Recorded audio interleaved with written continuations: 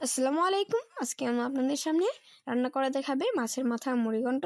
আজকে ভিডিও যদি দেখেন তাহলে আপনারাও কিন্তু খুব সহজেই মাছের মাথার মুড়িঘণ্ট রান্না করে নিতে পারবেন। তো কীভাবে আম্মু এই মাছের মাথার মুড়িঘণ্ট রান্না করে চলুন দেখা যাক। তো প্রথমে আম্মু এখানের মধ্যে শুকনো প্যানে মুগ ডালগুলোকে এভাবে করে হালকা করে ভেজে নিচ্ছে। তো এখানের মধ্যে আম্মু মুগ ডালগুলোকে হালকা করে ব্রাউন কালার করে ভেজে নিয়েছে। তো এরপর যে আম্মু এগুলোকে পানি দিয়ে ভিজিয়ে 1-2 ঘন্টার জন্য রেখে দেবে। আপনারা চাইলে এটিকে সারা রাতের জন্য ভিজিয়ে রাখতে পারেন। তো তারপর প্যানে পরিমাণমতো সয়াবিন তেল দিয়ে এখানের মধ্যে আগে থেকে হলুদ লবণ দিয়ে মেখে রাখা মাছের মাথাগুলো দিয়ে এগুলাকে ভালো করে ভেজে উঠিয়ে নিতে হবে।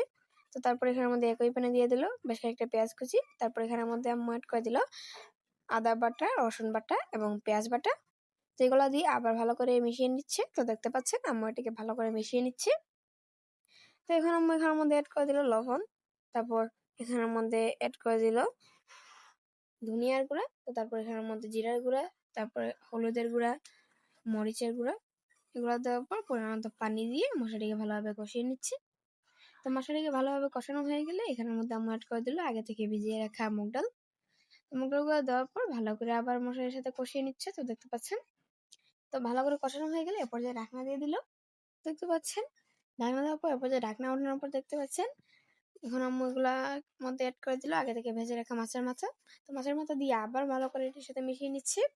তারপরে এরপর যে আমার এখানের মধ্যে আম্মু অ্যাড করে দিল কয়েকটি কাঁচামরিচ, তারপর কয়েক টমেটো কুচি, তো এগুলো দিয়ে ভালো করে নাড়াচাড়া দিয়ে আম্মু এরপর যে ভালো করে যখন মেশানো হয়ে যাবে এখানের মধ্যে অ্যাড করে দিল আম্মু পরিমাণ মতো পানি। এগুলো দেওয়ার পর এরপর যে আম্মু ভালো করে এটিকে রান্না করে নিতে হবে।